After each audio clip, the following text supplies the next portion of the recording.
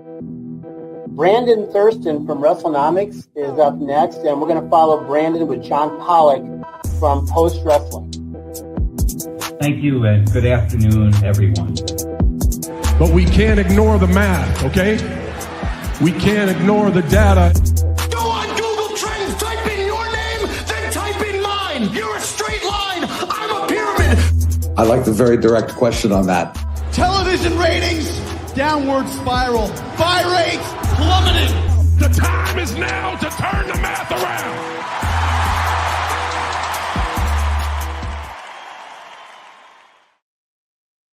Welcome, everyone, to the latest edition of Pollock and Thurston. I'm John Pollock, along with Brandon Thurston, and here we go on a Wednesday afternoon, and I'm ready to go. Are you all set, Brandon? I'm ready as I'll ever be. The answer I was looking for. We have a lot to discuss on today's show. We've got a returning champion here on Pollock and Thurston, Karim Zidan, journalist extraordinaire. He will be joining us at the bottom of the hour as we discuss everything from the promotion of John Cena versus CM Punk to Zuffa boxing to conflict in the Middle East. I think we will cover it all in this discussion with Karim Zidan as WWE returns to Saudi Arabia.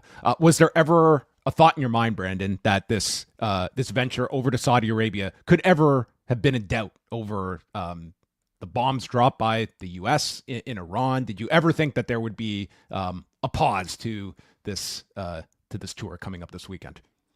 Not likely. If things escalated, which according to the news that I follow has not happened yet. There were some shots taken at the base, the U.S. military base in Qatar. There are, I believe, bases in Saudi Arabia. Maybe that could have happened, but that has not happened. So I think it's going to happen. And my impression was, Saudi Arabia is not Iran, is not Israel. And there were some airlines, right, that canceled flights, but it's not like, I don't believe the airspace over Saudi Arabia was shut down at any point. So it's there were some restrictions in the northern part of Saudi Arabia. After Donald Trump had announced this ceasefire, there were several follow-up strikes by both Israel and Iran, to which Saudi Arabia did condemn Iran for those strikes. But it does feel as though we have at least a temporary ceasefire, that there have been no immediate strikes in the aftermath. That I don't think this ever crossed the threshold where I felt that there was going to be some WWE, hitting the escape valve on this set of shows that they have coming up, because they are off today to do SmackDown Friday and Night of Champions Saturday. Yes, and I've there are reports that some staff members might have been stranded in airports in the course of traveling over there, but I understand it's being reported today that talent now are leaving today to go towards Saudi Arabia. In other political news, did you know that Buffalo elected maybe a new mayor yesterday? Is this the big Democratic primary that you are referencing? Yes, it is. Sean Ryan has won the Democratic primary, much like there is a New York primary happening here. Byron Brown, he is now working for OTB. Do you know about that whole story? Our former mayor is now working for Off Track Betting. Oh, is he? Well, after he was the congratulations. longest reigning mayor in Buffalo history, which is saying a lot. Is that a scandal in Buffalo, or is that just par for the course? That's par for the course for Byron Brown. Yes. If anyone wants to know our Toronto's contributions to the political zeitgeist, you can go watch just recently released on Netflix a whole documentary on Rob Ford, the now deceased former mayor of Toronto, who was is this the guy who did crack? Yes. Okay. Yes. This was our crack smoking mayor who did a lot of other stuff as well. Quite the fascinating look back at a very turbulent time in Toronto's history. That I came out of that period deciding that I am going to vote for the most boring candidate every time out. I want a mayor that I never even hear about afterward. To mixing degrees. We've had scandal with other mayors, but not to the degree of Rob Ford. That was really our imprint on the political world back a decade ago. Okay. But you know what? While you do bring this up, the New York primary that did go down on Tuesday. A bit of a upset here as Zoran Mamdani won the Democratic primary. Now, Pollock, why are you talking about New York politics here? Well, leave it up to professional wrestling fans to find footage of Mamdani attending Grand Slam at Arthur Ashe Stadium in 2021, sitting among the people, a confirmed wrestling fan and a socialist democratic leader here that will now be running against Eric Adams for the mayoral position in New York. And this is, so we're looking at this now. This is this is him sitting here? That's him right there, I guess. Yes, just in awe of Kenny Omega and Bryan Danielson, and sitting like way up there. I wonder if he was maybe taking pictures for WrestleTix. I hope he was. Yeah. Everyone should take pictures for WrestleTix and send them. What are the chances we can get this guy on the show? I think there's I think maybe today a lot harder. I would say our time was 2 weeks ago if we had known this. I think he would have done any and all media. He would have needed to appeal to the Canadian portion of the election. All we would have to say, Brandon Thurston, citizen of the state of New York, would like to have you on his wildly successful pro wrestling podcast. But anyway, there you go. That's our wrestling connection to the run for the next mayor of New York, as I don't imagine Eric Adams is going to be in a prime standing. Oh, he's still running. He's going to be on the independent. Oh, I know. I don't know. It sounds like this guy is as popular as they come amongst the constituents, both left and right in New York. So we will put a pause on the WWE Saudi Arabia discussion because more politics to come. Don't worry. Yeah, lots more. Okay, plenty of fuel for your angry comments and tweets afterwards. But let's move on to some of your reporting from earlier this week, Brandon. The Janel Grant case continues against WWE and Vince McMahon. John Laurinaitis removing himself, running for cover in this case. But now Grant's legal team is requesting a series of documents, communications from various members of the McMahon family, NDA drafts, board of directors communications. They're going for a wide range as they try to initiate the discovery phase. But what, if you can be a bit specific, Brandon, what are they looking for here, and what is the process that they're now going through? So this is related. This is supposed to be only related to, this is what's called motion-related discovery. The issue at hand, as we've talked about for a number of weeks right now, is arbitration. They're fighting about whether this arbitration clause that's part of the $3 million NDA should be enforced or not, stay in public court or go away to private arbitration. And the judge allowed Janel Grant to request discovery evidence related to that question. So this is what she has requested.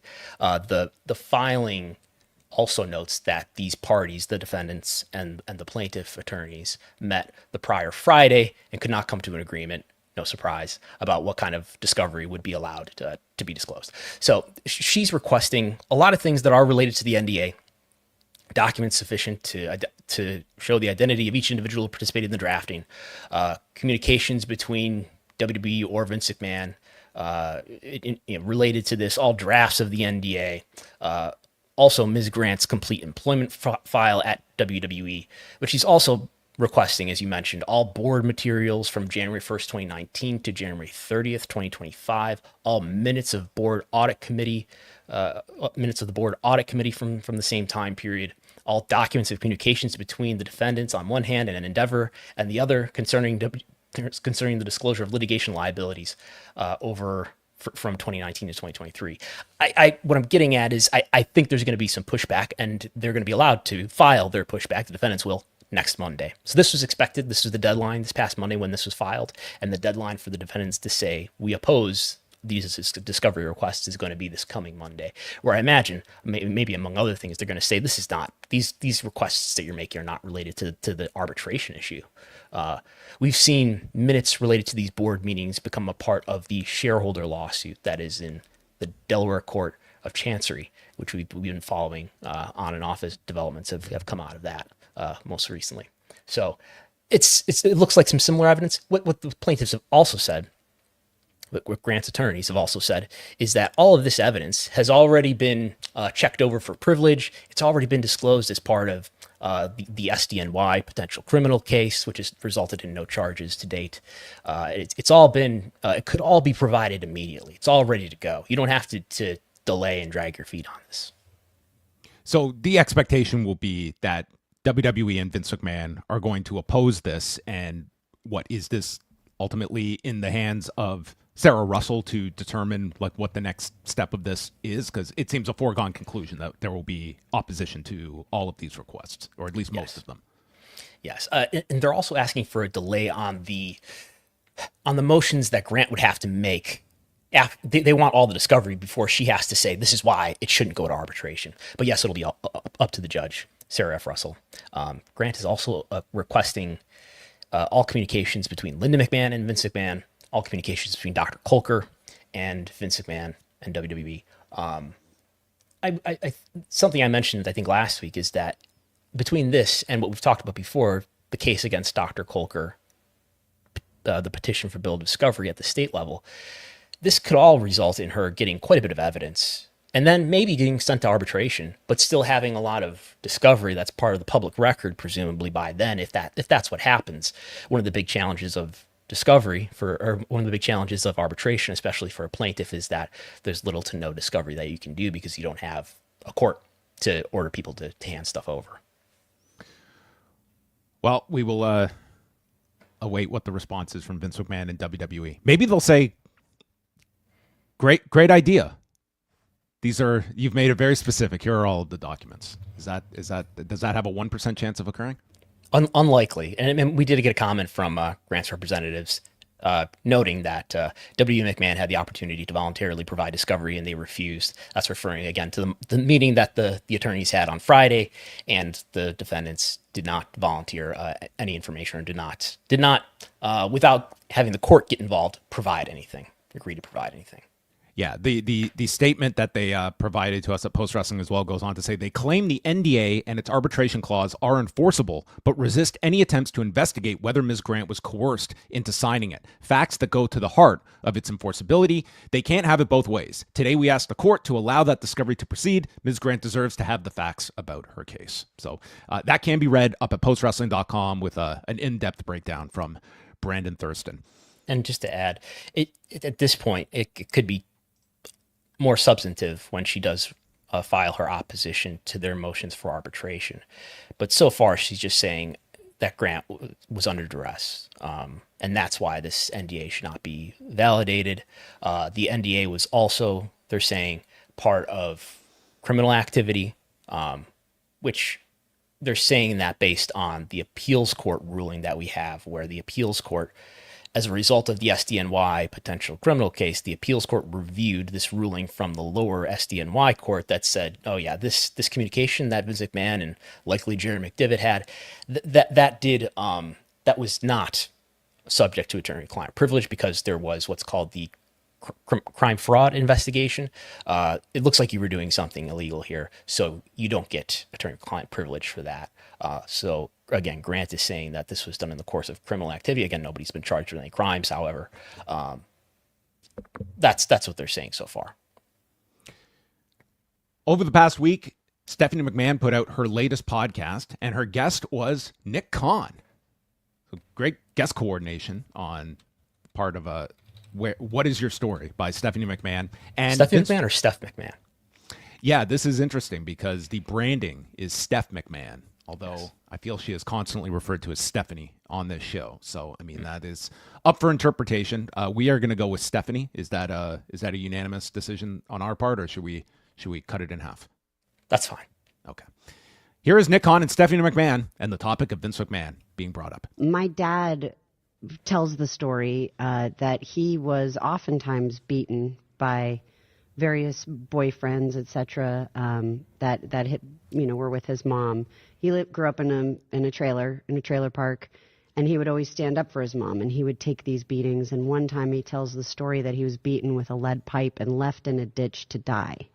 But his mindset was, if he could survive, he won. So just surviving was winning and still is winning for him today. And I don't know how you can ever beat someone at the end of the day if all they need to do is survive to win. The first time I ever read that, he had done an interview in the late 90s with a publication that had great interviews. And he Playboy. talked, yes, Yeah. he talked about that. He talked about abuse he had suffered at the hands of one of his parents, Of not his mother. father. Yes. Yeah. To recover, to move on, to go from trailer park to, you know, all of Billionaire. the success. Yeah. There's not many people And who can say created that. An empire, yes. a universe. Absolutely. Correct, a universe. So all credit to him. I only have admiration for him. You know, as Paul said, Triple H said at his Hall of Fame speech, family's complicated. And, you know, obviously we don't need to get into any of that. Yeah, we're not going any deeper on that, but But in yes. terms of business, that guy's an empire builder. Absolutely he is. Nothing but and no one respect. can take that away from him. Nobody. No matter what. Yep. Including himself, who is probably his biggest nemesis is himself. I thought we weren't getting into that. We're not. So Yeah, shut up. perfect. Well, there you go. Some interesting comments here. And the image that came to mind as well, like hearing that story about them, was going back to the match that Vince McMahon and Stephanie had, if you remember this, in 2003, where they beat each other with a lead pipe. Yes. Well, I forget the pay-per-view. Summer This was No 2003 or Mercy. so? This was No Mercy, and I believe this was a week out from Stephanie's wedding. That was the story, was that Vince could not rough up Stephanie because her wedding was the next week. But yes, this was anyway, that connects everything together here. But were you surprised at all that they even discussed even as little as they did about Vince McMahon in this setting as well, that they would, even if this topic came up, of ultimately keeping it in the final version of this interview? Or do you feel it's not as big of a deal for them to at least address the existence of Vince McMahon? Because it's been a different philosophy when it comes to WWE programming, where they have avoided and edited around Vince to great degree. It's the president of the company sitting here, so if he didn't tell them to take it out, I mean, he knows what was in it. It's not like it's going to surprise him. Nick Khan says, I have nothing but admiration for Vince McMahon, which I don't know that that's the greatest PR message to send when is he just talking about his business acumen? In that, you could just read it as that, and that's what people said. Oh, he's just talking about what a great businessman he was, how successful he was. Every sign I get from Nick Khan in the ways that he's talked about Vince, whether it was January 2023, after he's forced his way back into the company, whether it's on Pat McAfee's show, the weeks before the Janel Grant lawsuit is filed, where they're talking in glowing terms about Vince McMahon, or now, it sure sounds like he's one of these people who's standing by Vince and still feels a great deal of affinity for him. We don't know, and this is the same guy who's hired Lee Fitting after he left ESPN amid sexual misconduct allegations. He's somebody who likely hired Jamie Horowitz over from when he was fired from Fox Sports amid sexual harassment allegations. It just points to these are instances where these, and they're all different cases and degrees of there's different degrees of such, but like the hiring process has shown these are not career enders, or at least for Nick Khan, who speaks about loyalty in this episode, is that his people are his people, and these are not ultimately I think it's been very clear in Nick Khan's outward descriptions of Vince McMahon what his appeal is on a Vince McMahon. Would he consider Vince McMahon a friend? I would think yes. I think he definitely would. It may sound like a naive question to ask about the leader of a major subsidiary of a publicly traded company, but I just don't see where are the principles? Where is the line that is too far? And there isn't one, Brandon. There really isn't. And the demarcation line is, to me, in this company, in the culture of TKO, it's one thing when we're talking about businesses, with being in business with foreign governments, with a lot of human rights violations. But once it's in house and you've got a video of your UFC CEO slapping his wife, that to me was the line that was like, how can you speak out against this stuff when that was something that not only was Dana White able to retain his position, went without any punishment, went without any public statement by the UFC that condemned this action or that this is something that they do not promote. They've got a fighter on their undercard of UFC 317 this weekend who is facing like significant charges and has this guy is accused of breaking into his ex-girlfriend's house, ripping like jewelry off her fingers, and they have booked this guy for a prelim fight this weekend. Like, it does tell you, like, this stuff is not disqualifying, and it runs the gamut from whether you are the top of the chain like a Dana White or you're literally in the opening prelim fight on a UFC card. Those to me are not principled stances that they are taking, even ones that would have no blowback, such as not booking a fighter who's got an enormous criminal record and pending charges. The only real principle I know is the stock price, which is doing quite well, which is, I'm about to show this image where it's up 64% in the last 365 days. He could certainly have said something like, he had great successes as a businessman. He built this company, and not to go so far as to say, I have nothing but admiration for him, which leads you to think that, including all the allegations that we've heard about for the last 2-3 years, he has great, that does not dissuade his admiration for him. Stephanie was more challenging of her father than he was here. Stephanie made no indication of, like, she could have danced around it and said that, there's two sides to every story. She could have stated the fact that, everyone gets their day in court. He is not, like, she didn't run any defense for her father. If anything, like, she volunteered this, like, that he can be his own nemesis in many cases. I thought that, Stephanie was, I thought Stephanie, neither of them, I would say, were necessarily transparent in this exchange, but enough that you could certainly read between the lines here of what you would think their attitudes towards Vince McMahon are in present day. Yeah. I guess it makes me think, this is why these stories continue to require such coverage and should be highlighted and should be asked about, because I don't know if this company's really changing. Now, I'm sure if any part of the allegations against Vince McMahon are true, I don't have a reason to believe that anything like that is still happening at the company. But why couldn't it? If there seems to be a complacency or an accommodation for it.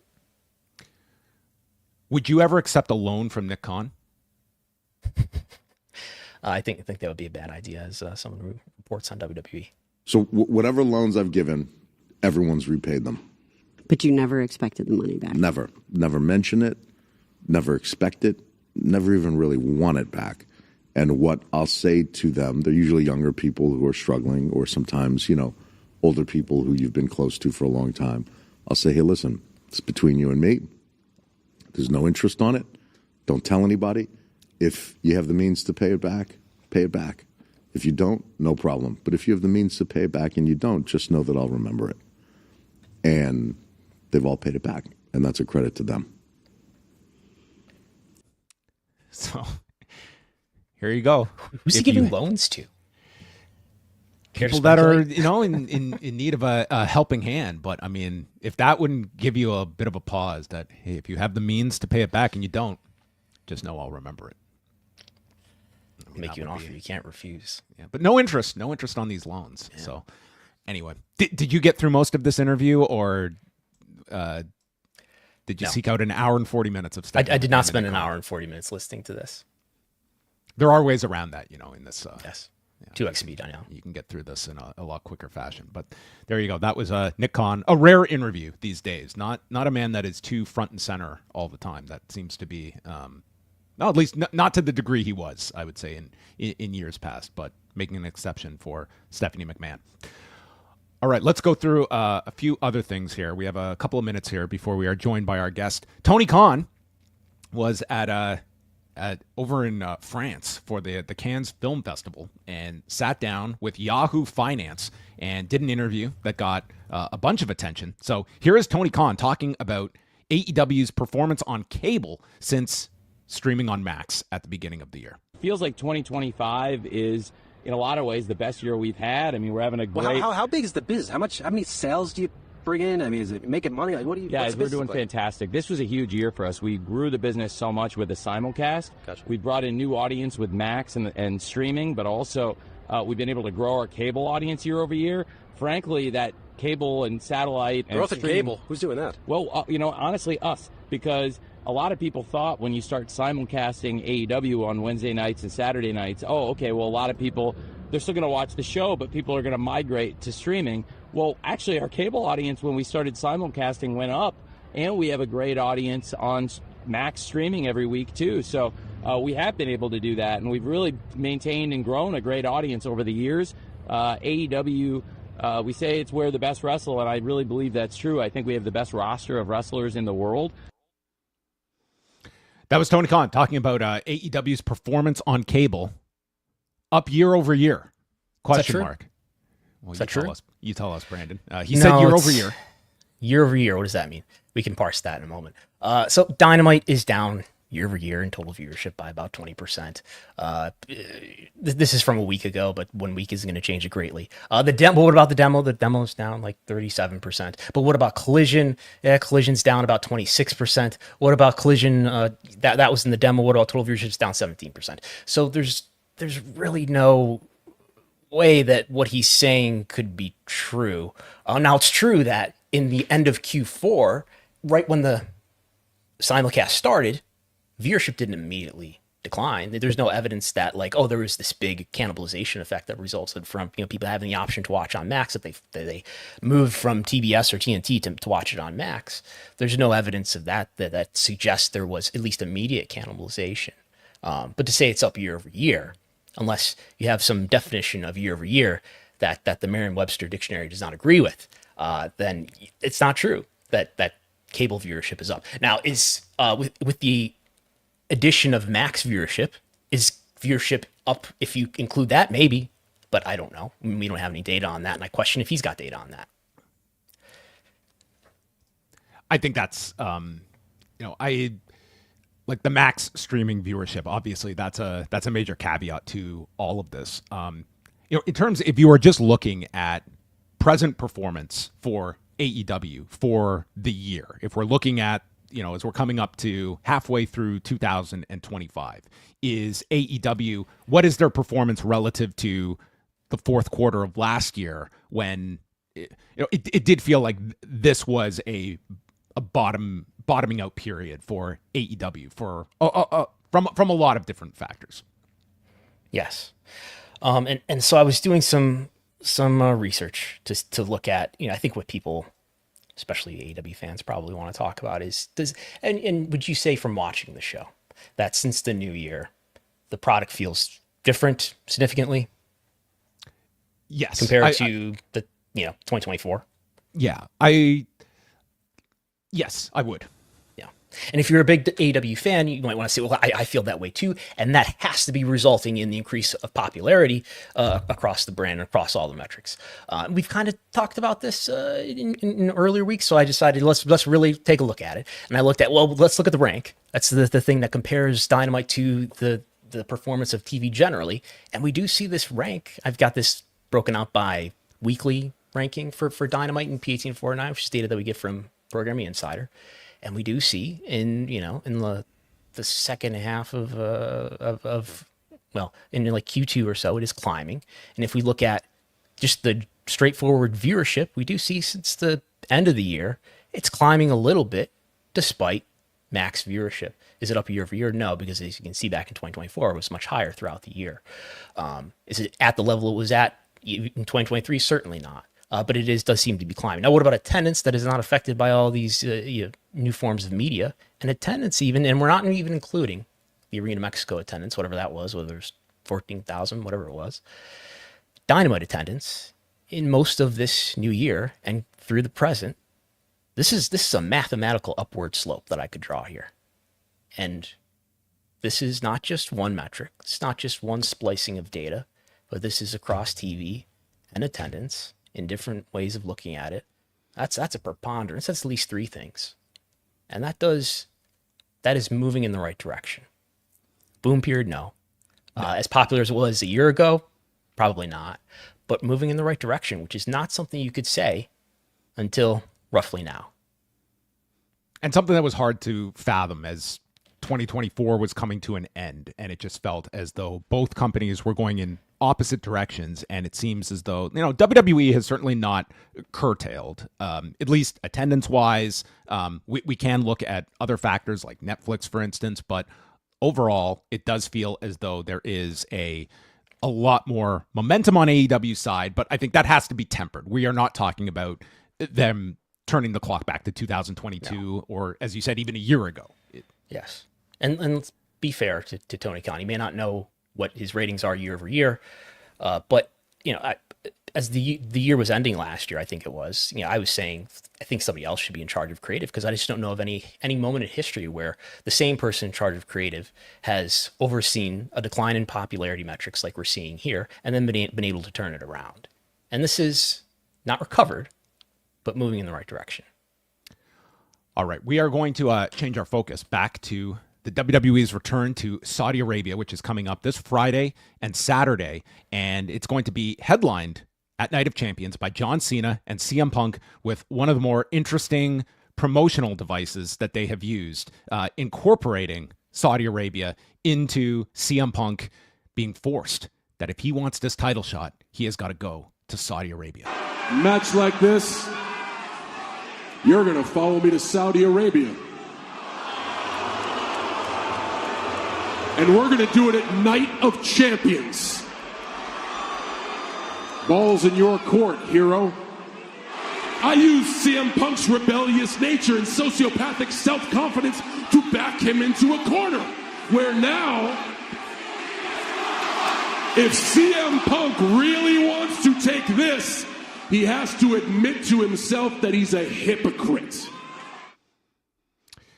That is John Cena in the lead up to Night of Champions, and we welcome back to Pollock and Thurston, Karim Zidan. Karim, I don't know how much WWE programming you are taking in these days, but to give you a refresher, back in January of 2020, when CM Punk was still with AEW, he fired off this now very famous, since deleted tweet in response to The Miz, telling him to, quote, "Go suck a blood money covered dick in Saudi Arabia, you fucking dork."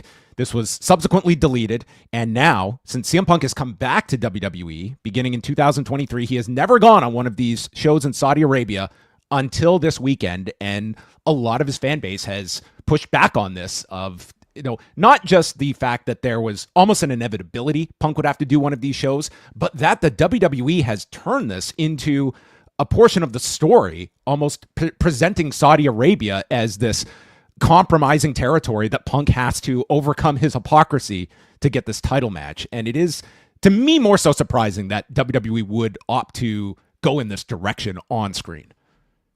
Honestly, I was a bit shocked, John. And it's funny, I don't really watch Monday Night Raw week to week, but occasionally, since it's on Netflix now especially, if I happen to be sitting in front of the TV, I'll put it on. And I did turn it on that week for that interview, for that promo. And I was really, really surprised that they were heading in that direction. It seems to me that at this point, this relationship has been so heavily normalized that they're able to make it part of storyline. What's a bit odd here is that they're almost goading CM Punk and sort of playing off his character and sort of weakening his presentation, really, in many ways, by using the Saudi connection without actually saying, Saudi Arabia or what CM Punk himself had done with that tweet that he wrote. It's just such an odd situation. I'm not 100% sure what their payoff is supposed to be. Is CM Punk supposed to be victorious? I don't think so. Against John Cena. What's going to happen here that makes this so worthwhile? And what exactly are they drawing attention to? Is it the fact that, CM Punk took a legitimate moral stance against Saudi Arabia and now he has to break it? Well, are you trying to say that, this is the organization where nobody's moral and we have no morals?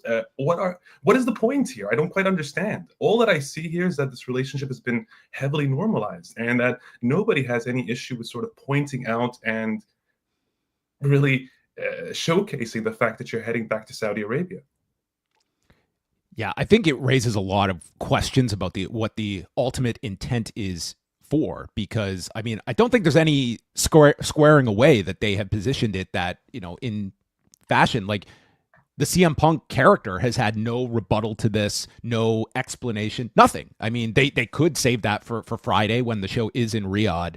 But it really does, to me, I think it is, there are a lot of, I think, wrestling characters that fans can take or leave when it comes to like quote unquote authenticity. But Punk is one of those few that I think his audience is going to have the most disappointment, I would say, in someone that had this stand, and there's been no kind of explanation other than what Cena has claimed in storyline is kind of how things are playing out in reality. And I think the reaction Punk receives this weekend will also be interesting if they just see him as a big star coming over for the first time, or if they're in tune enough that they're aware of like what the subtext or just the outright language has been in the promotion. I honestly think that CM Punk will be embraced in Saudi Arabia, assuming he comes out and it's a completely normal entrance, etc., an event. I think he's going to be embraced. Why? Because they're going to be happy that he chose to come in the end, that he didn't continue to hold this stance. And I think when we talk about this normalization, I want people to really understand what someone like CM Punk is up against at this very moment. When everybody at this point is going to Saudi Arabia, he almost has no legs to stand on at this point. What are you really going to say? Well, there's, anybody moral, anybody who has, any guts would not go to Saudi. Well, everybody is going. Everybody's going to get that bag, as they say. Now, what makes him so special? What makes him different? And what stance is he actually taking at this point by not going to Saudi Arabia?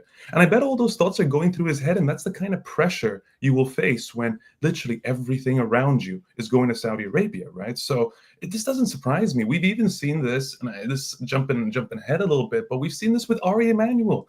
Ari Emanuel was one of the few businessmen. This is the guy who runs TKO now, owns this thing. And this was one of the few businessmen in the United States who decided that he was so appalled by the decapitation of Jamal Khashoggi that he wanted to return Saudi Arabia's public investment fund investment into his company, into Endeavor. And he actually returned those funds, which is just unheard of. Like, most of Hollywood did not do that at the time. So when TKO was formed and the UFC and Endeavor purchased the WWE, I immediately wrote a piece at the time saying that it's only a matter of time before the UFC and Endeavor strengthen their ties with Saudi Arabia. Much has changed since then. This normalization process over the past few years has really cemented the kingdom as a global platform for the world of sports, and it's unavoidable, sports and entertainment at this point. And lo and behold, it's exactly what happened with Emmanuel, right? The UFC started going to Saudi Arabia and partnering with them. And at the same time, we're seeing the formation of Zuffa Boxing, right? So if you've got these major businessmen right now who clearly had just, more media attention than, say, a CM Punk, admitting that, they made a mistake, at least professionally made a mistake, and were willing to backtrack, again, who is CM Punk in comparison to all these people to take a stance? And this is not me defending him or attacking him. I'm just trying to sort of present this type of international pressure that happens now. It goes both ways. Yeah, so the wrestlers who did not go originally have all gone back, as you said. Sami Zayn originally not going, Kevin Owens, even John Cena himself would not go after the first event. Bryan Danielson as well, and now they've all gone back. I guess Danielson has not gone back, but that's just, I'm sorry, he did the first show, but I mean, he's also left the company during that time. Yeah, I mean, would you suggest that W talent would achieve something, or should they refuse to not go, or is there anything that they should do to try to push back against the company being involved in this? Is there anything that's practical, or what should somebody in that situation do? It's a very, very difficult situation. Honestly, listen, I'll speak from my work. I've never called on people, despite the fact that I've spent most of my career really raising these concerns, investigative pieces and whatnot, talking about the human rights issues in Saudi. I've never called on people to boycott, to not visit the country, not do any of that. What I really care for is for people to have that awareness, to not create this world of sort of willful ignorance where you're making excuses for yourself and for others. And there's a way where WWE performers can go to Saudi Arabia while still raising concerns, right? Once upon a time, Lewis Hamilton, famous F1 racer, when he went to Bahrain back in the day, one of the things he did was went and met with Bahraini officials and raised the topic of human rights in Bahrain. This is, and I mean, this in itself is, we can say, problematic because he now is backing a F1 race in Rwanda where there's a dictator there as well, in Paul Kagame, who treats his own people horribly. So nobody's perfect, but there are ways to take stances here. And I still think that there are things WWE performers could do in Saudi Arabia to, let's say, pressure the government to at least take some sort of superficial action. Because at this point, there's really no resistance whatsoever. And in some ways, it's quite jarring to see. I mean, I remember writing a piece sometime last year for one of the events in Saudi Arabia. I can't remember which of the two it was at the time, but sort of the female talent had taken this picture at one of the private beaches in Saudi Arabia, and they were full on in their bikinis, etc. And I was thinking to myself, well, it's great that the foreigners can come to Saudi and do that, but how many of Saudi Arabia's own population can actually do that? So these are things that are important to raise awareness for, because I unfortunately think that a lot of these wrestlers that go and they have their personal experiences, which is they see these fantastic hotels and this lovely pristine location and say, hey, life is great here. But they don't actually know what's going on. And it's not that hard to speak to people, to speak to activists, to speak to officials, to speak to the people there around you, and to bring that conversation back to the United States. That's the best you can do at this point. And I think you also go to, sometimes it becomes very difficult when you are within this machine, and this is part of the job and the day-to-day things. And, world geopolitics is not necessarily what they have signed up for, but it does become a much more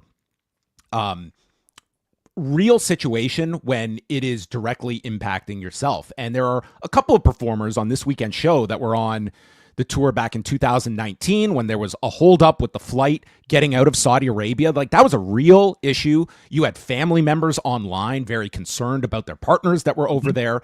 And we fast forward, and yes, we have this, temporary ceasefire, but on Monday afternoon, you can't tell me that these performers, this staff, that there's not at least a concern about my safety going over there as well. And like, you didn't hear any issue of, any kind of resistance or thought of, what is required of me going on, to the Middle East at a time when, there was a lot of unrest over these last 2 weeks. This is what happens when you make a deal with an entity, with a kingdom, actually, where the whole point of the project, this partnership, is a state-funded project that is supposed to be a form of propaganda that makes the kingdom look good, and you're being paid a ton of money for it. Now, there's a lot of conflicts here. There's a lot of incentive for you to go there, right? You owe it to this kingdom that's paying you an insane amount of money to continue to promote and present them, and especially this facade of stability that's trying to be presented there. If anything, they need them now more than ever at this point. So it's very hard for the WWE, I'm talking about the leadership here, to take this kind of decision and say, I'm sorry, we're backing out, because it makes them look bad. It makes Saudi Arabia look bad. And the truth is, John, there's been precedent for events like this to go forward despite the concerns. I'll give two scenarios here. First of all, right after the assassination of Jamal Khashoggi, it was, 10 days later that the WWE went there? I understand there was no physical concern for the competitors at the time, but you're telling me nobody on staff was concerned that this was not a good idea to go back to, Saudi Arabia at this point and maybe work with Mohammed bin Salman at all, the guy with the bone saw? So beyond that, what about the fact that in 2022, when Saudi Arabia first started hosting the F1 Grand Prix in Jeddah, one of the first things that happened was, while there was a practice race and you've got the drivers on the track, the Houthis actually bomb through a drone strike one of the oil facilities that was nearby. From the pictures, you can still see these pictures on Getty and all sorts of things online. The drivers are on the racetrack and there's plumes of smoke in the background. F1 and Saudi Arabia still decide to go ahead with the race, the next day or 2 days later? I mean, it will take something special to cancel these events. And maybe had the fight had this war still been ongoing and this very, very fragile ceasefire not been agreed to, I'd say it was very possible that this wouldn't happen simply because the logistics make it impossible. Flights were being canceled to the Gulf from everywhere. I'd say from my native Egypt, for instance, you can't go to the Gulf right now. There are our main airline, Egypt Air, won't fly to the Gulf right now. So that's the only scenario that was going to stop the WWE from actually going there. It was going to be that level of logistical issues and problems. One question we get oftentimes when we talk about this, I don't think we've ever talked about it with you, Karim, is so we have this question here from a listener saying, on propaganda projects, the U.S. has committed global atrocities for years and gotten away with it due to its cultural hegemony. They're treated like Russia. Will U.S. propaganda ever be called out as we do with Saudi Arabia? So we have people who will often say, well, how can you be critical? Isn't it hypocritical to say, look at this terrible event that WWE is doing with this horrible regime, when you're saying that, like I am, from the United States? Okay, this is an excellent question, and I was hoping to raise this topic anyway at some point in this conversation, but I'm glad this listener brought up this question. So let me start by saying this. First of all, it's becoming very, very, very difficult to do the type of work we do without having this question raised, because look what's happening in the United States. And honestly, look at the atrocities the U.S. has been causing as a global hegemon for decades now. From regime changes to wars to mass atrocities and war crimes, the list goes on, right? The underlying thing that made the US apparently different once upon a time was this element of democracy, this idea that there were checks and balances and ways to resist and to respond. The fact that we still had free speech, free press, and ways to resist, fight back, whatever you want to call it. That is disappearing under Donald Trump in particular, right? This creeping authoritarianism in the United States, the mass deportations of people, the complete mispractice of justice. The list really goes on. Bombing Iran outside of international law, violating international laws in general.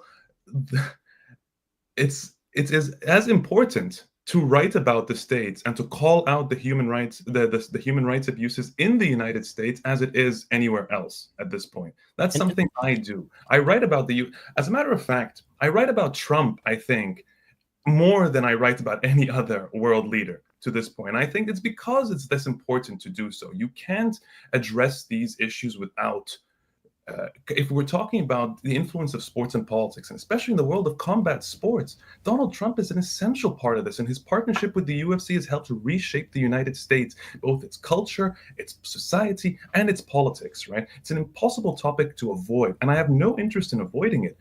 But with that being said, that doesn't make the crimes committed by other regimes any less important to cover. It is just as important to give all these entities that much attention. And that's what I intend to do, because to me, the topic of human rights is not a partisan issue. It's not something that we should be discussing as in which politics whose side am I on this very specific topic. Similar to, say, the trans rights debates right now. People take it from a left versus right angle, on which side do I fall on depending on which political side I'm already on. That's a horrible way to approach human beings and legitimate issues that require empathy. Empathy is not political. And that's how I view the concept of human rights. I will write about Qatar and Saudi and Egypt. I'll write about Russia. I'll write about Cambodia. I'll write about Rwanda. I'll write about the United States. I'll write about Canada. As a matter of fact, it was only a few days ago that I published an article.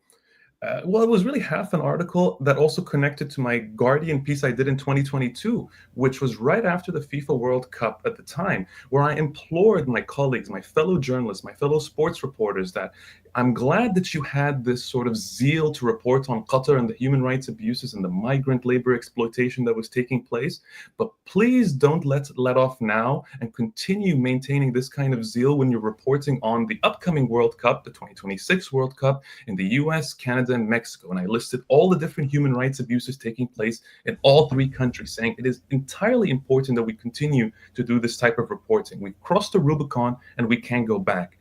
And I believe that's even more important to say, even like right now, because Donald Trump has proven that the United States should absolutely not be hosting the World Cup. As a matter of fact, if I'm being honest, I don't even think this is a hot take anymore, but I think it's more dangerous for people to attend the upcoming World Cup in the US than it was to attend one in Qatar. That says a lot, and I hope we continue to report about it like it means something. Yeah. And I guess to try to make this listener's just argument as strong as possible, try to add nuance to it, I think you could. There are plenty of criticisms predating Donald Trump about everything the U.S. military has done to make itself an enemy of people around the world. I would suggest one issue that is different in the case of an event like this that's getting $50 million from the Saudi government and your run-of-the-mill WWE events is that your run-of-the-mill WWE events, they are trying to get site fees for them, maybe with local governments, but it's not really local governments who have control of the military necessarily, as opposed to this event, which is specifically for the government at an exorbitant price. That's done with a very specific purpose in mind, I would say. Then that doesn't diminish any of the criticisms that you could raise against the U.S. But here's the thing: we can say that that's an excellent point, John. Brandon, and that's something that I've made multiple times. But it's interesting looking at this upcoming World Cup here. I'm sorry to derail this to a World Cup conversation, but I think it's interesting to follow up on what you just said there, because Donald Trump seems to be taking advantage of the World Cup as a sort of show of his own regime, as a way to showcase his ideology, his agenda, and his plans for the United States, this Make America Great Again, is really being projected through a World Cup that wasn't state-bought, state-controlled, but he's still able to exert that level of control over it. So one way or another, that kind of influence exists. I mean, just a few days ago, he just had a press gaggle in the Oval Office, but decided he wanted 2 U.S. players behind him, along with a bunch of players from Juventus, just there. I mean, the control he has over events taking place in the United States, it goes to show you that sports really are a significant part of his platform, and he's very engaged with sports. His presentation, if there's anything I'll give to Donald Trump, dating all the way back to the 80s, is that he's understood his brand and what works for that brand. And he's associated with the things that have helped present and project that brand ever since then, from Mike Tyson, right, to the WrestleManias back in the day, to early times with the UFC, to everything he's doing right now, appearing at the Daytona 500, the Super Bowl, right, the UFC events left, right, and center. This is what Donald Trump wants, and he's in control of sports in a way that almost exceeds what we see from some authoritarians outside of the United States. So it may not be. There were rumors that he would show up at WrestleMania for a minute. I mean, that's the one place where he would have been booed for sure, though. So I guess it's a good thing he didn't show up. But despite this not being a state project, it really does have the effect of a state project in the United States.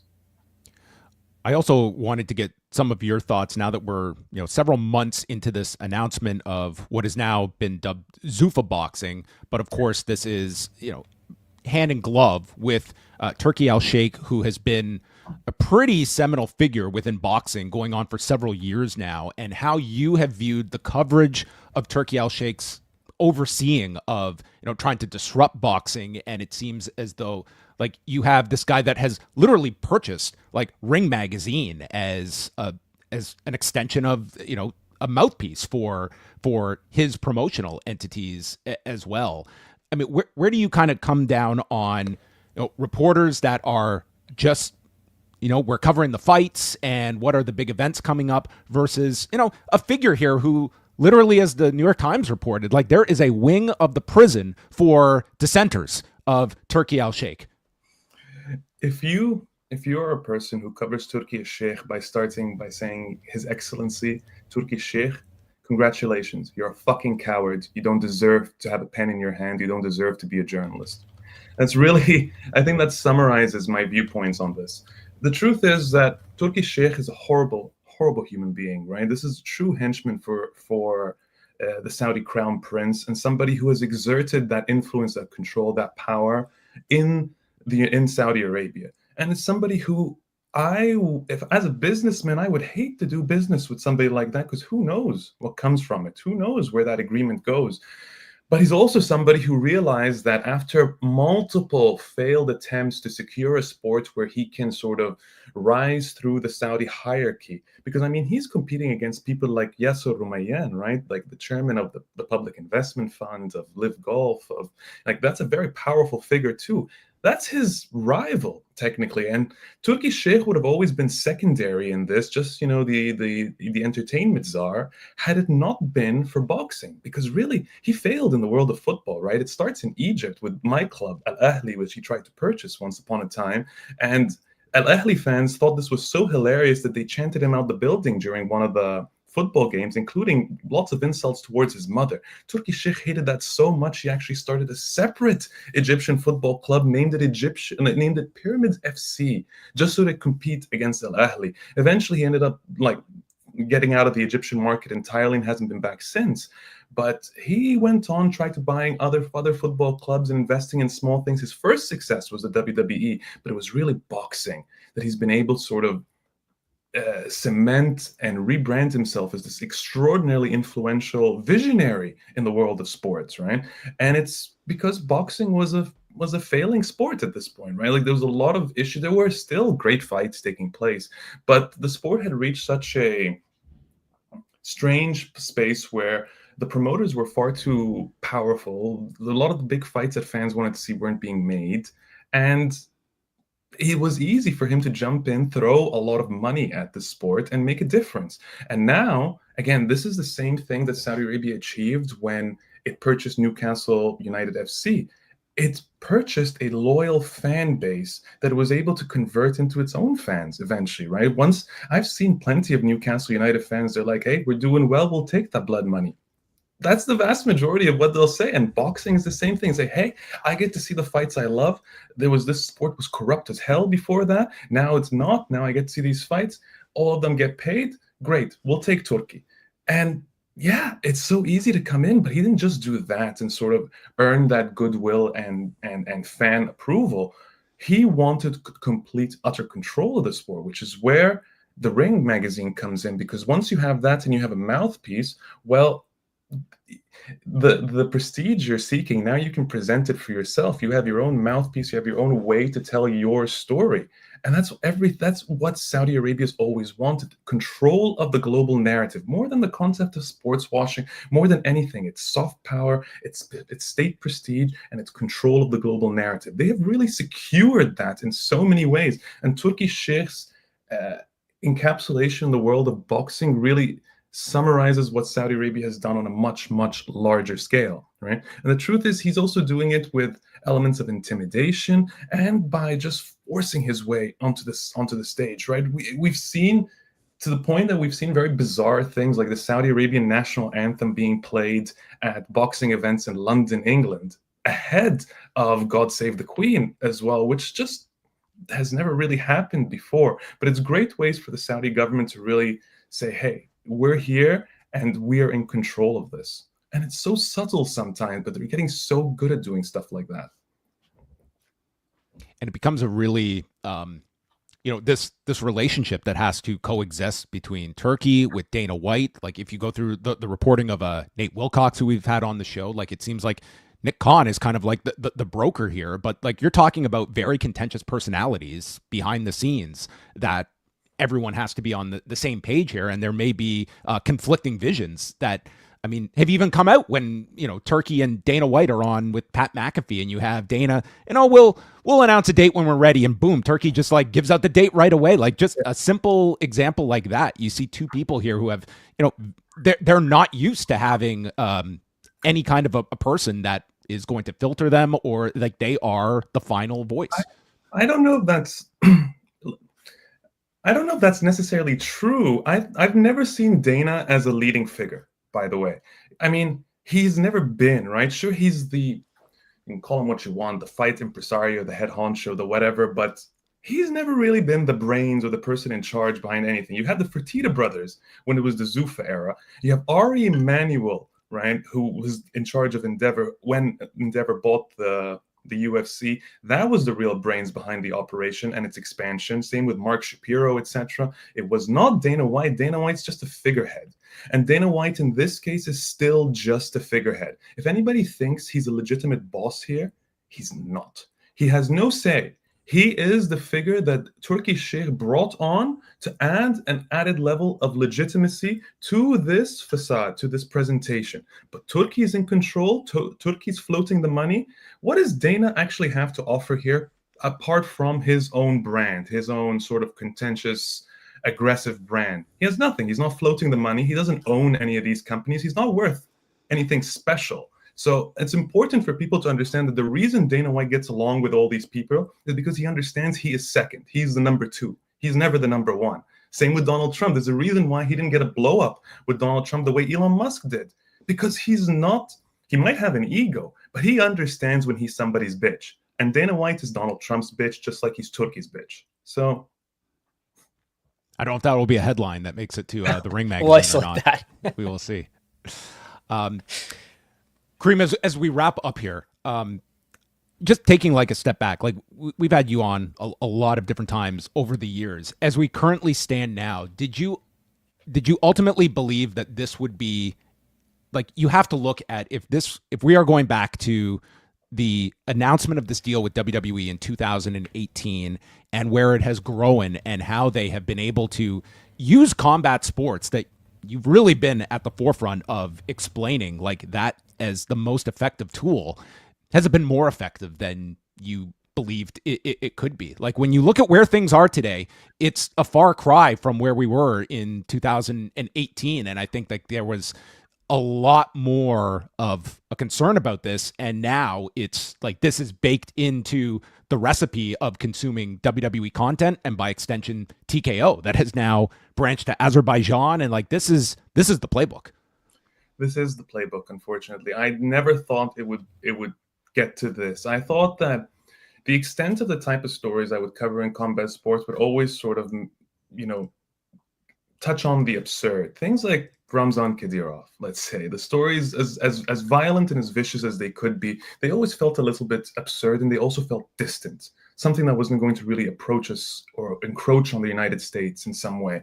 Saudi Arabia's relationship is very different. It's not only encroached on the United States, but across the entire world. There's really no corner you can go anymore where you're not seeing Visit Saudi slogans everywhere. It really feels like they've just won. And that's a very difficult feeling for somebody like me, who not only dedicated a decade to reporting on the intersection of sports and politics, but relies on some sort of inspiration, incentive, motivation to keep doing this type of work or to keep raising this topic. But it gets harder and harder with each layer of normalization that keeps getting added on. I'll say this as like a final anecdote. I was in attendance for Canada's 6-0 victory against Honduras recently for the Gold Cup, which is the North American sort of football tournament here. And one of the first things I clocked was the fact that this is a CONCACAF tournament, so it's the confederation in North America. Yet the vast majority of the sponsors were Saudi.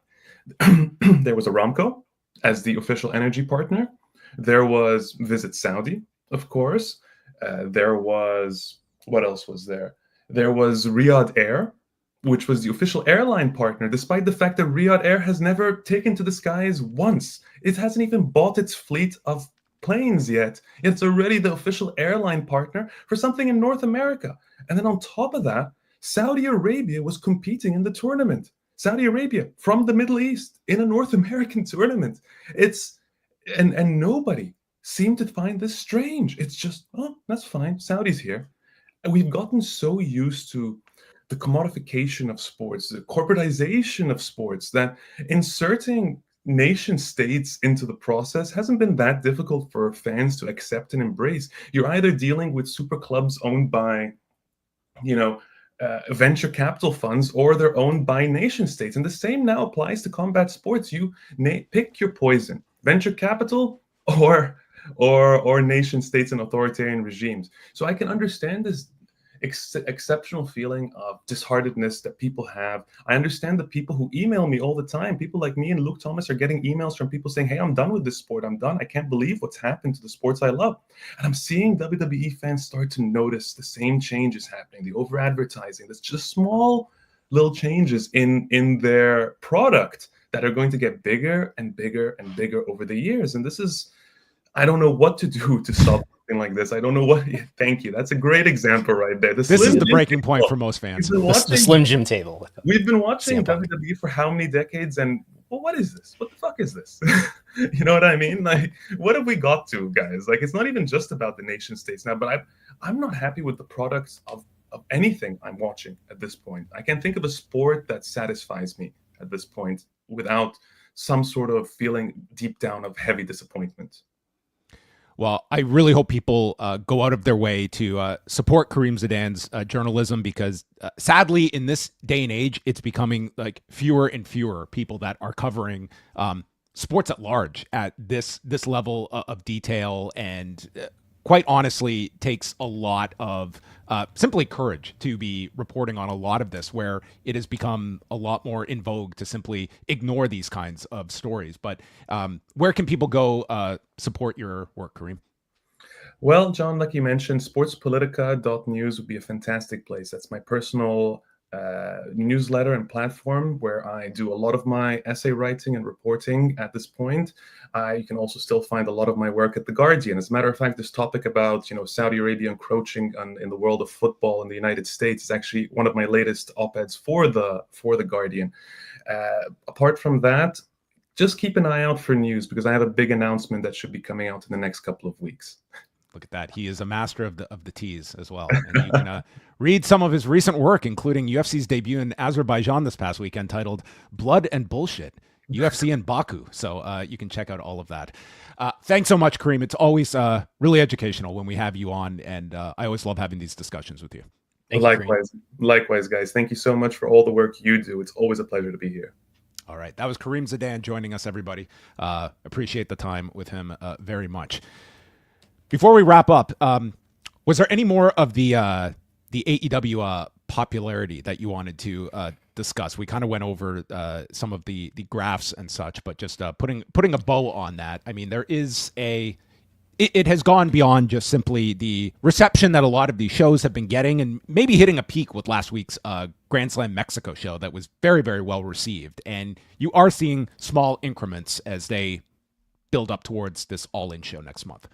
Yeah, I mean, there's one thing I can add is we can talk about why, but just to reset, TV viewership is up slightly, and remember that's while there's another option about how to watch this. The ranking has been traveling upward, and the attendance for Dynamites. Now, I didn't unpack Collision. Collision's been more complicated. Collision is not taped every week in its own taping. It's been preempted all over the place. So we're focusing only on Dynamite here, which is their flagship TV. But it's taped every week, and we see attendance climbing. We see viewership up a little bit, and we see the ranking climbing in recent weeks. And people watching in video can see the whole 2-year timeline or so that's looking back on this. It doesn't look like this is a seasonal thing. I guess we talk about why though. Like I've made the argument a number of times that WWE's increases in popularity, which I believe I have shown happened from 2014 to about 2016. That coincides with pay-per-views being available to a much larger audience than they were ever available to before.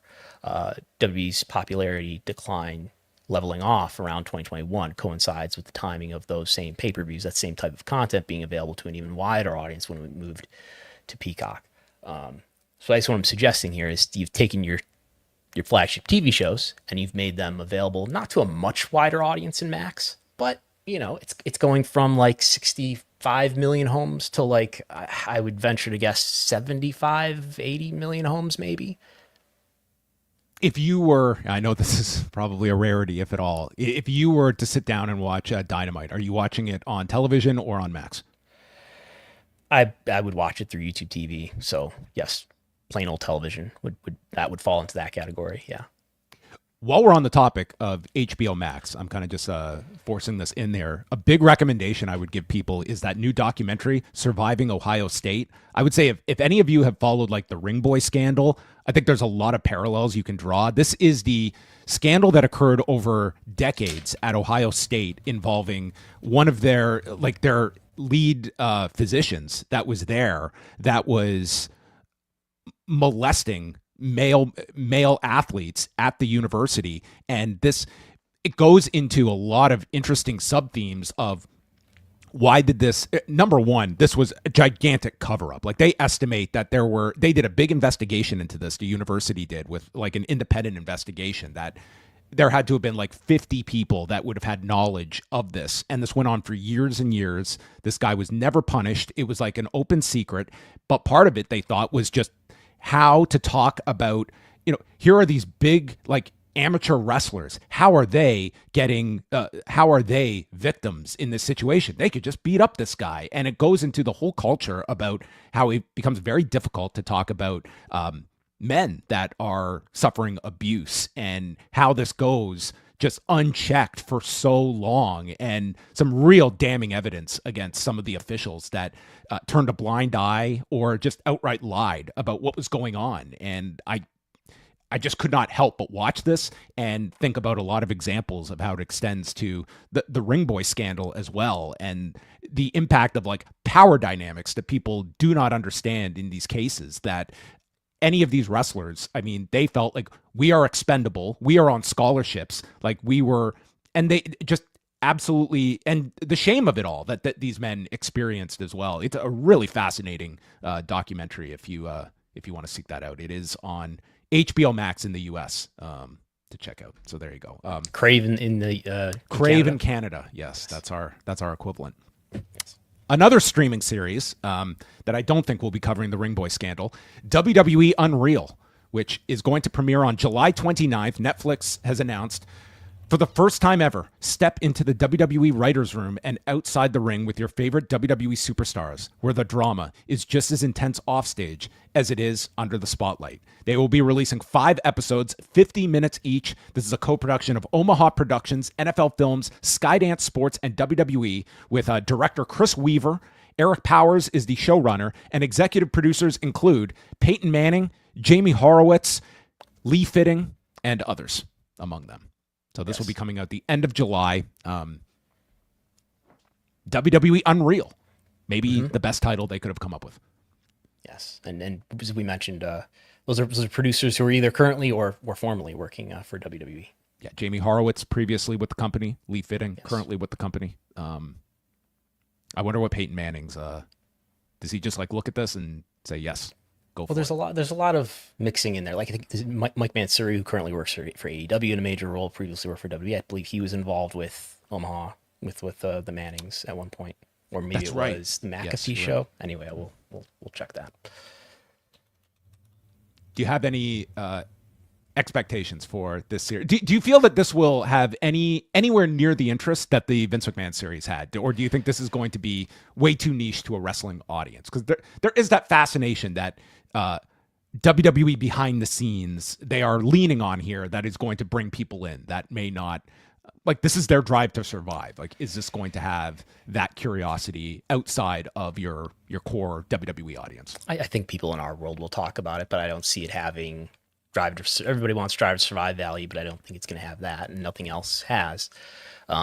It's nice shoulder programming, and maybe it'll be really good. Maybe it'll, I know everyone's waiting to see just how good Paul Levesque comes off in this. That may be the intent. Well, that again, July 29th, that comes out. And let's finish off with some ratings notes. Going back to last week, Grand Slam Mexico was a big success for the company on many fronts. They did 736,000 viewers and a 0.21 in the demo. And this was for a 2.5-hour slot on TBS, of course, not including Max. It was their highest audience since Blood and Guts last July, largest 18 to 49 audience since November.